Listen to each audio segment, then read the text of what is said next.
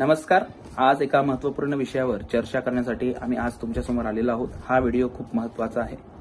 सध्या जे नेट पेपरफुटी प्रकरण संपूर्ण भारतभरात गाजतं आहे आणि त्यात महाराष्ट्राचं नाव सर्वात उंचावर हे सांगायला आता आपण या ठिकाणी डगमगलं नाही पाहिजे, कारण महाराष्ट्रातील खूप लोकांचं धागेदोरे या प्रकरणाशी जुळले होते. सीबीआयला ते सापडत आहेत वगैरे वगैरे. पण आपण तो गोष्ट जरा बाजूला ठेवू. ह्या गोष्टी कशामुळे घडतात यावर आपण विचार केला पाहिजे. सामाजिक दृष्ट्या पोलीस सीबीआय तपास करते आहे, इंडियन गव्हर्नमेंट त्याच्यावर लक्ष घालते आहे. ही गोष्ट जरा बाजूला ठेवूया. किती लोक सापडले ही गोष्ट पण बाजूला ठेवू. एक शिक्षक समुपदेशक म्हणून आजपर्यंत जे अनुभव आम्हाला या शिक्षण क्षेत्रात आलेले आहेत तर ते तुमच्यासमोर मांडण्यासाठी आम्ही या ठिकाणी आलेलो आहे. आणि मुळात याचा संबंध ह्या प्रकारच्या शिक्षण क्षेत्रात जे भ्रष्टाचार होतात, ह्या गोष्टी होतात त्याच्याशी खूप आहे. म्हणून ह्या गोष्टींवर लक्ष घालणे तितकंच महत्वाचं आहे. कारण भारत एकीकडे शिक्षण क्षेत्रात ज्ञानाच्या बाबतीत खूप पुढे होता. आपल्याकडे ते शोध त्यावेळेस लागले ज्यावेळेस बाकीचे देश यांना वाचता सुद्धा येत नव्हतं. ही सत्य परिस्थिती आहे. अनेक ग्रंथमालिका असतील, वेद विज्ञान पर संशोधन असेल, वैज्ञानिक दृष्ट्या केलेलं संशोधन असेल, भारताने गणितीय क्षेत्रात केलेली खूप मोठी वाटचाल असेल, हे त्या काळात घडून गेलेलं आहे. तर इतका मोठा परंपरा आपल्याला लाभलेली आहे शिक्षण क्षेत्राची, ज्ञानाची, तरीही आपण आजपर्यंत महासत्ता बनू शकलो नाही. याच्यामागे काही ना काही कारण असेल. कारण ठीक आहे, आपण पारतंत्र्यात होतो, गुलामगिरी आपण म्हणणार नाही, पारतंत्र्यात होतो कारण आपण लढत होतो. तर या पारतंत्र्यात असताना ज्याही लोकांनी आपल्यावर राज्य केलं असेल त्या लोकांचे गुण आपण या ठिकाणी घेतलेले आहे. त्यांनी जे पायंडे आपल्याला पाडून दिले त्याचा अवलंब आपण केलेला आहे. कदाचित जो पाया आपल्याला भेटला होता शिक्षण क्षेत्राच्या पूर्वीच्या काळापासून, तो कदाचित कुठेतरी बाजूला सरकला आणि आपण नवीन पद्धत या ठिकाणी अवलंबायला सुरुवात केली. मग त्यामुळे झालं काय? कारण ह्या मातीशी जोडलेला मनुष्य, या मातीशी जोडलेलं ज्ञान, या मातीशी जोडलेल्या परंपरा याच्यापासून जेव्हा तो दूर जाऊ लागला, ज्ञानाच्या बाबतीत मी कर्मकांडांबद्दल बोलत नाही आहे, तर त्यामुळे नवीन पद्धतीशी जुळून घेण्यासाठी त्याला अनेक वर्षाचा काळ तर द्यावा लागणारच. कारण त्याच्या डीएनए मध्ये जे पहिलेपासून चालत आलेलं आहे, त्याच्या पहिलेपासून चालत आलेलं आहे, त्यात काहीतरी नवीन मिसळण्यासाठी थोडा वेळ तर जाऊ द्यावाच लागेल. मुळात ह्याच गोष्टी कुठेतरी कारणीभूत असतात की शिक्षण क्षेत्रात इतके भ्रष्टाचार का होत आहेत याच्यासाठी. हा पहिला मुद्दा या ठिकाणी झाला. त्यानंतर सामाजिक दृष्ट्या जर आपण विचार केला तर समुपदेशन करताना अनेक प्रकारच्या अनुभव आम्हाला येतात. त्यात पालकांमध्ये लागलेली चढाओढ हा खूप महत्वाचा मुद्दा आहे आपल्या पाल्याच्या बाबतीत.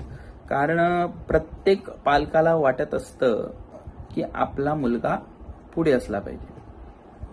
मग त्याच्या कॉलनीमध्ये राहणारी मुलं असतील त्यांच्यापेक्षा तो पुढे असला पाहिजे, त्याच्या शाळेत राहणारी मुलं असतील त्यांच्यापेक्षा तो पुढे असला पाहिजे, आणि त्यांच्या क्लासमध्ये राहणारी मुलं असतील त्यांच्यापेक्षा तो पुढे असला पाहिजे.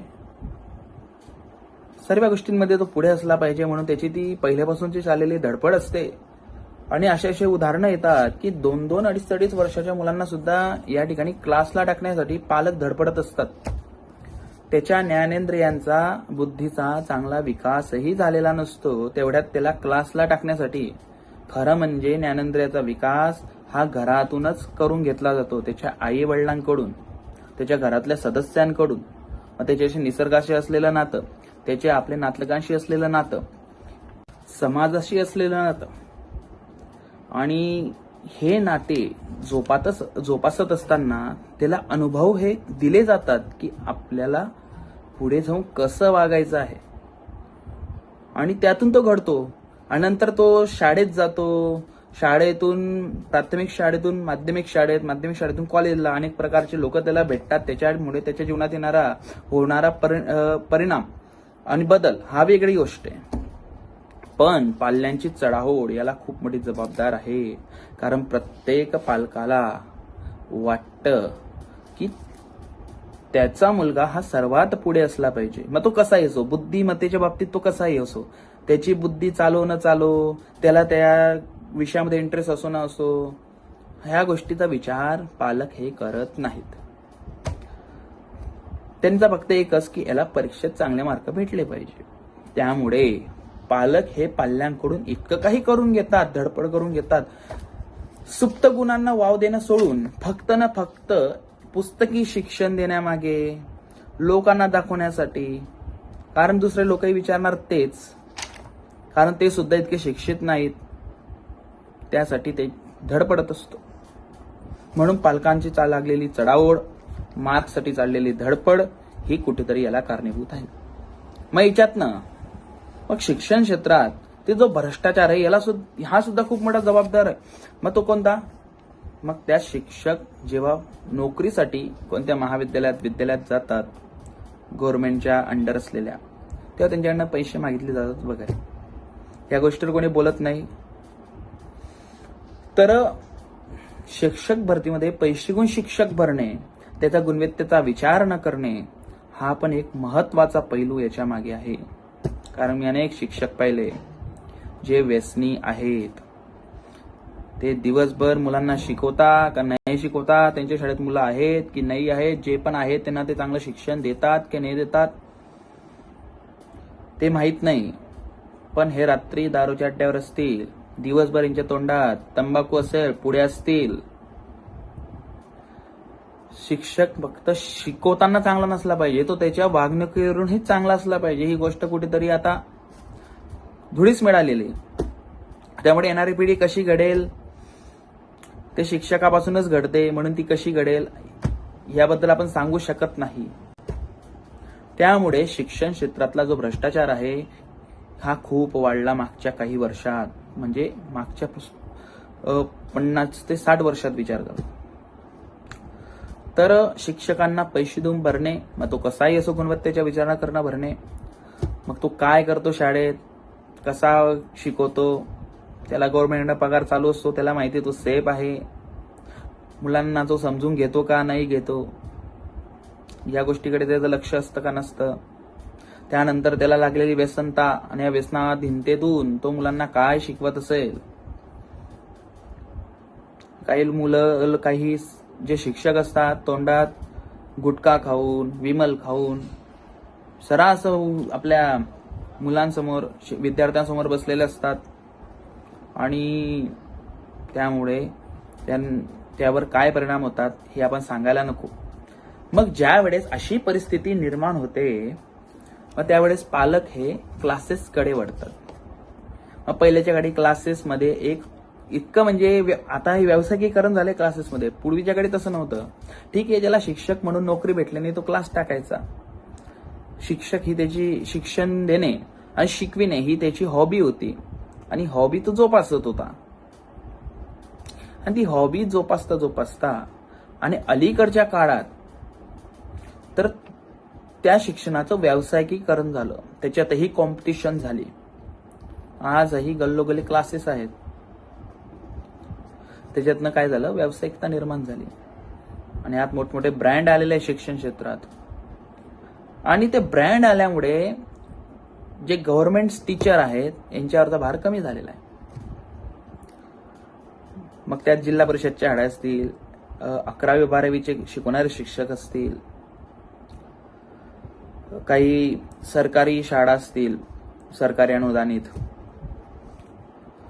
तर क्लासेसमध्ये इतकं कॉम्पिटिशन वाढलेलं आहे. मग या क्लासेस पूर्वीच्या काळी फक्त जो क्लास घ्यायचा त्याच्याकडे मुलं जायचे, शिकायचे, यायचे, एवढंच होतं. आम्ही सुद्धा शिकलेलो. एवढी कॉम्पिटिशन त्यावेळेस क्लासेसमध्ये मुळीच नव्हती. पण अलीकडच्या काळात व्यावसायिकीकरण वाढल्यामुळे क्लासेसमध्ये कॉम्पिटिशन वाढलं. मग त्याच्यातनं हे असे प्रकार घडू लागले.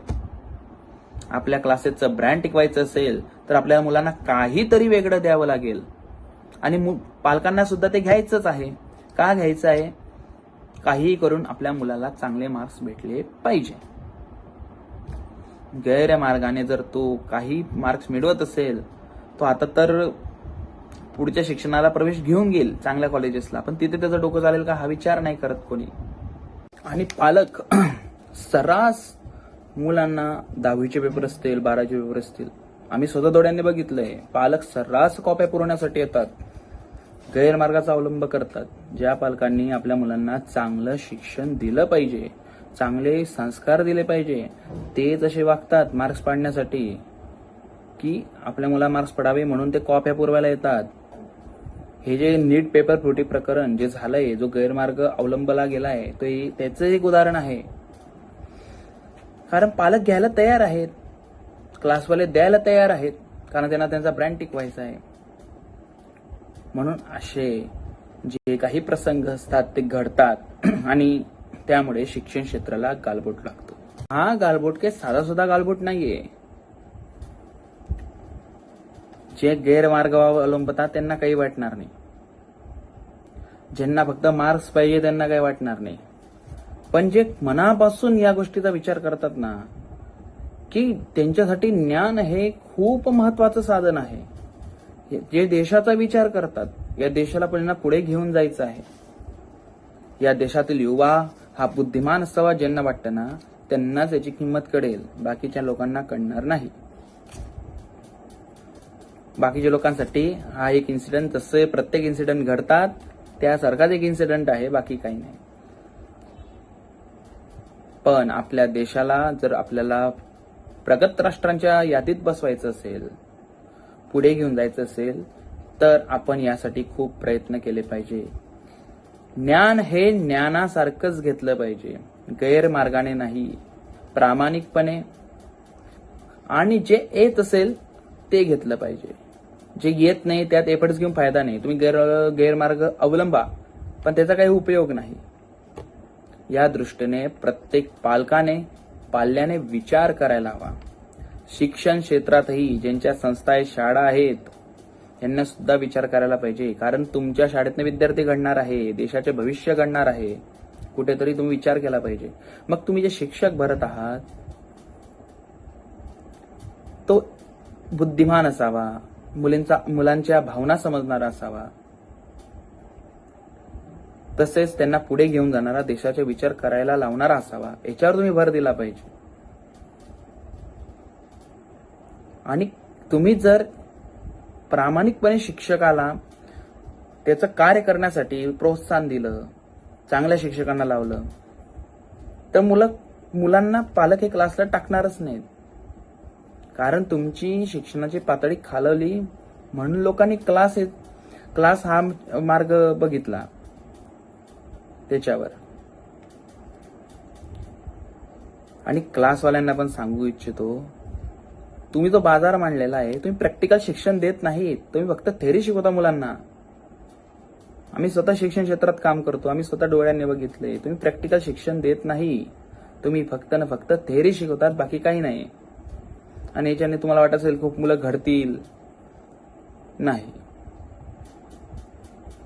प्रॅक्टिकल शिक्षण हे शाळा कॉलेजांमध्येच दिलं जाऊ शकतं. आणि ह्या व्हिडिओच्या माध्यमातून सांगू इच्छितो की मार्क्सच सर्व काही नाही आहे. तुमचा मुलगा जर सर्वगुण संपन्न असावा जर तुम्हाला वाटत असेल, तर तुम्ही याच्यापेक्षाही याच्यावर विचार केला पाहिजे. आणि तुम्ही त्याला पुढे घेऊन जात आहात, मार्क्स पाडा, नक्की पाडा, पण प्रामाणिकपणे, गैरमार्गाचा अवलंब न करता आपला मुलगा किती याच्यावर एफर्ट्स घेऊ शकतो, किती मार्क पाडू शकतो हे बघण्याचा प्रयत्न करा. आणि तो प्रामाणिक असेल, प्रामाणिकपणे त्याने त्याचं शिक्षण केलं असेल आणि प्रामाणिकपणे तो या ज्ञानाच्या अथांग महासागरात पुढे जात असेल, तर तो नक्कीच पुढे जाऊन काही ना काही होईल आणि चांगला होईल, मोठा होईल, खूप पैसे कमवेल. हे असे गैरमार्ग अवलंबून काही होणार नाही. या व्हिडिओच्या माध्यमातून तुम्हा सर्वांना इतकंच सांगणं आहे